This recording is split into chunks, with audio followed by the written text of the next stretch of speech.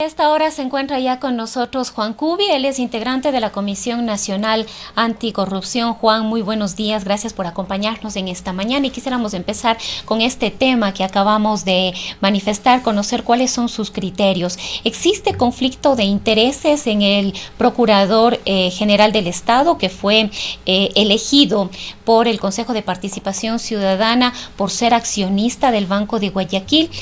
¿Qué nos puede comentar al respecto? Bienvenido. Gracias, Rosana. Un saludo a la audiencia de esta radio. Mire, ahí tenemos dos problemas con lo que usted señala. Y el primero es la propia estructura del Consejo de Participación Ciudadana, que es un organismo que muchos en el Ecuador hemos cuestionado desde un inicio. Ya desde el año 2016, nosotros en el espacio Montecristi Vive habíamos planteado que debería someterse a una consulta a la eliminación definitiva de esta instancia, que es lo más contrario a la participación ciudadana y que se ha convertido en una especie de organismo de bolsillo de distintos poderes, en este caso del Ejecutivo. Y el segundo punto es la propia naturaleza del nuevo funcionario. Se espera siempre que desde el Ejecutivo, que es el que tiene la potestad de nombrar las ternas, de alguna manera se preserve un interés de carácter nacional, de carácter general, al margen de que pueda tener preferencia por uno u otra persona para un cargo. Pero ahora nos enteramos de que el señor Juan Larrea Valencia ha sido accionista y exfuncionario del Banco de Guayaquil, lo cual obviamente que presenta una situación de suspicacia respecto de un eventual conflicto de intereses. Ahora, dialogábamos hace brevísimos instantes con el economista Alberto Acosta Burneo y él decía que no hay ningún conflicto de intereses ahí, que no sabe cuál es la relación entre que él pueda asumir un cargo como es la Procuraduría General del Estado, cuyo fin es defender precisamente al Estado frente a cualquier eventualidad, y con que él sea accionista de una entidad bancaria. Pero imagínese que el día de mañana existe un conflicto entre el Banco de Guayaquil o cualquier otro sector bancario con el Estado. Entonces, ¿qué va a hacer este funcionario? Que tiene que defender obviamente los intereses del Estado frente a cualquier tipo de perjuicio en contra del interés nacional, del interés general, del erario nacional. Ese es el gran lío, ¿sí? Usted puede decir, bueno, si es una persona honesta, proba, pero el tema es qué intereses puede representar una persona que tiene un vínculo tan fuerte con un sector privado. Entonces me parece por decirlo menos, una indelicadeza del presidente de la República que haya recurrido a este personaje para incluirlo en la terna, que además estaba tercero en la terna, lo cual también hace ya sospechar que puede haber habido algún tipo de influencia en su nombramiento. Otra cosa, Juan, buenos días, es pensar que de alguna manera este nombramiento podría confirmar el hecho de que muchos sectores de la sociedad ecuatoriana consideran al Consejo de Participación como un motín político, toda vez que falta el nombramiento importantísimo de la Contraloría, del Defensor del Pueblo, de la Defensoría Pública. Incluso la Superintendencia de Datos está sin cabeza. Bueno, es el problema que advertimos nosotros hace más de una década. En la Constitución del 2008, cuando se incluyó esta figura del Consejo de Participación Ciudadana, al menos yo siempre pregunté por qué no se le encarga esa designación a la Asamblea Nacional, que es el primer poder del Estado y que además es quien representa la voluntad popular, al margen de la calidad de los legisladores, al margen del desprestigio de esa institución. Pero claro, en la propia crisis de la democracia ecuatoriana hay que buscar las opciones menos dañinas para el funcionamiento institucional, y obviamente el Consejo de Participación Ciudadana no contribuye a este propósito. Habría que buscar otras opciones, pero lo primero es el propio compromiso de los encargados de nominar a estas personas, de escoger, digamos, lo mejor posible dentro de esta propia crisis, no solo institucional, sino de representación que tiene el país. Pero vemos que a la larga lo que operan son los intereses crudos y duros del poder, y eso es perjudicial. Ahora, esto es grave, Juan, quizás también si tomamos en consideración un detalle que no creo que es menor, las afirmaciones de hecho por el señor Ordóñez, Diego Ordóñez, que afirma que el Estado ecuatoriano no puede solo frente al narcotráfico. Bueno, ese es otro tema, ¿no? Eso ya nos lleva a una crisis mucho más profunda de la propia estructura del Estado ecuatoriano. Esto también se lo ha advertido hace mucho tiempo, es decir, cómo el fenómeno del narcotráfico ha ido evolucionando, creciendo, irradiándose, y prácticamente las élites, los responsables de las políticas, lo que se llama la clase política, ha mirado para otro lado. Habría que preguntar por qué esa indiferencia, por qué esa tolerancia con un fenómeno que era denunciado desde hace mucho tiempo. Y tenemos ya evidencias de a dónde conduce la situación del narcotráfico. Colombia está al lado nuestro, México no es un país tampoco muy lejano, que digamos, y sin embargo se ha dejado que este monstruo vaya lentamente larvando y evolucionando, y ahora ya no se sabe qué hacer con lo que el tema de la inseguridad en el país. Lo de Esmeraldas es catastrófico, Ana. Uh-huh. Ahora, Juan, volviendo al Consejo de Participación Ciudadana, ¿veremos un apresuramiento quizás en estos pocos meses, toda vez que es una institución que va a ser renovada en las elecciones de febrero del año 2023? Quizás los consejeros, que además, como decíamos hace un momento, están enfrentando un juicio político al interior de la Asamblea Nacional, tendrán entre sus intereses la urgencia de dejar designando autoridades. El gran problema, Rosana, es que se apure o no se apure el Consejo de Participación Ciudadana, las consecuencias van a ser negativas. Porque por un lado vemos que si se apura haciendo estos nombramientos que están seriamente cuestionados, hace un daño al país. Y al mismo tiempo, si no cumple sus funciones y se demora, también va a dejar en funciones a una serie de funcionarios que están también severamente cuestionados.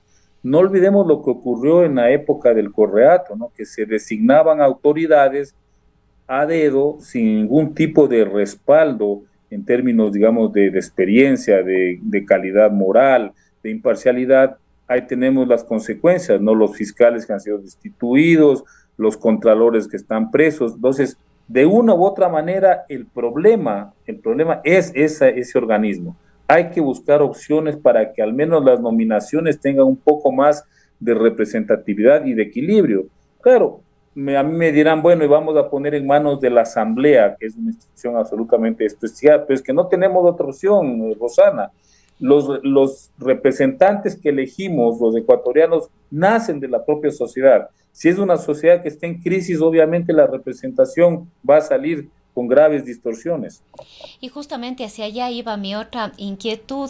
El gobierno nacional está insistiendo a través de este proceso de consulta popular de quitarle estas funciones al Consejo de Participación Ciudadana. Presentó luego de este primer dictamen o este primer pronunciamiento de la Corte Constitucional 2 nuevas preguntas que estarían nuevamente siendo analizadas, pero el fin en definitiva es Pero aquí entramos en una nueva discusión. Será la Asamblea Nacional, pero de una propuesta de terna que haga el presidente de la República, es decir, entramos nuevamente en este debate de la concentración de funciones que supuestamente el Consejo de Participación Ciudadana y Control Social, cuando se creó a través de la nueva Constitución, iba a romper con esto, porque iba a ser algo más participativo, iba a ser algo más transparente, pero vemos que las cosas no han sido así.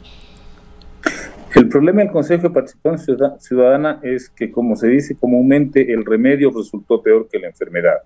Ahora bien, volvemos al campo de la Asamblea. También hay un problema grave ahí de legitimidad de ese organismo. El tema central, que es lo que todavía no logramos resolver como sociedad, es de qué manera los ciudadanos podemos incidir, podemos influenciar, podemos marcar los parámetros del nombramiento de esas autoridades, de manera que sepamos que se están nombrando personas que van realmente a cumplir una función dentro de los marcos de la imparcialidad y de la probidad. Eso es la clave. Habría que ver qué otros mecanismos desarrollamos o creamos para que esa influencia o esa injerencia de la sociedad, de la gente en estas designaciones tenga mayor peso. Pero mientras tanto, creo que lo más necesario, lo más urgente es eliminar al Consejo de Participación Ciudadana. Pero entonces esta sería solamente una solución parche, digamos así, porque el Consejo temporal va a seguir existiendo mientras solamente se le retira ciertas funciones. Pero como decía hace un momento, aquí se está jugando también el gobierno nacional esta necesidad de poder controlar la designación de las autoridades, aunque pasaría por la Asamblea Nacional, sería el presidente el que presente los nombres. Sí, eso habría que discutirlo. Antes no era ese el procedimiento. Uh-huh. Sí, entonces yo digo, por ahora hay que sacarle al Consejo de Participación porque resulta aún más grave su función que la que pueda tener la Asamblea Nacional. A fin de cuentas, la Asamblea Nacional es una asamblea elegida por voto popular con una proporcionalidad que esté establecida en la Constitución y nos guste o no, son los asambleístas que nos representan como ciudadanos, ¿sí? Y ese juego de poderes, ese juego de negociación en la asamblea puede transparentarse de mejor manera que entre 7 funcionarios que realmente no sabemos ni qué ni a quién representan. Esa es la diferencia. Pero tampoco es que eso nos va a sacar del marasmo institucional en el que vivimos. Por eso decía, mientras tanto tenemos que ir desarrollando, creando, proponiendo otros mecanismos para que la vigilancia ciudadana pueda de alguna manera evitar que estas nominaciones respondan a intereses particulares, personales, grupales y no al interés general del país. Porque estamos hablando aquí de contralor, procurador, fiscales, los miembros del Consejo de la Judicatura. Sí, son nominaciones cuya finalidad es dirigir o representar a instituciones que velan por un derecho general, el derecho a la justicia, el derecho a la transparencia, el derecho al buen uso de los bienes públicos. Eso no debería en principio estar atravesado por intereses politiqueros. Claro, lamentablemente nuestra sociedad funciona de otra manera, pero al menos hacer lo posible para reducir el margen de injerencia particular, personal, grupal en estas designaciones. Lo que yo digo no es simple, Rosana, Ana, no es fácil, pero hay que apuntar a que algún momento esta sociedad pueda tener o darse el lujo de tener buenos funcionarios en cuestiones que no deberían estar atravesadas por estos intereses parciales. Por ejemplo, un ejemplo más claro no puede haber, el Consejo Nacional Electoral. Ha sido una instancia que debería organizar las elecciones, hacerlo de manera tal que la voluntad en las urnas sea reconocida por una institución formal. Eso es todo lo que hace el Consejo Nacional Electoral. Sin embargo, en nuestro país mete mano a todo el mundo para buscar tener injerencia y burlar y escamotear la decisión ciudadana en las urnas. Eso es terrible para una democracia. Pero además en un contexto difícil en el que estamos atravesando, Juan, porque los niveles de corrupción han permeado por toda la estructura del Estado y del gobierno actual. Está el señor, por ejemplo, Javier Vera, que tiene una serie de denuncias que no logra responder, que en cualquier lado, en cualquier país del mundo, realmente lo cierto es que ya hubiera renunciado. Tal el caso, por ejemplo, del ex primer ministro británico que con un mínimo detalle de su vida finalmente fue sacado del gobierno. Yo siempre traigo a colación el caso uruguayo, ¿no? El vicepresidente, que era hijo del líder histórico de los Tupamaros, ¿no? Creo que por usar una tarjeta de crédito de $5,000 le pidió el partido y le pidió el presidente que renunciara, ¿no? Algo por demás obvio. Aquí no, aquí resulta que los actos irregulares, el manejo irregular de fondos son monumentales, son gigantescos y los funcionarios pareciera que no ocurre absolutamente nada. No solo el señor Vera Grunauer, tenemos el caso de los diezmos de la asamblea con estos legisladores que han cometido este tipo de conductas inapropiadas. El viaje de estos legisladores a Rusia, financiados por el hijo de un millonario de este país. ¿Qué fueron a hacer estos legisladores?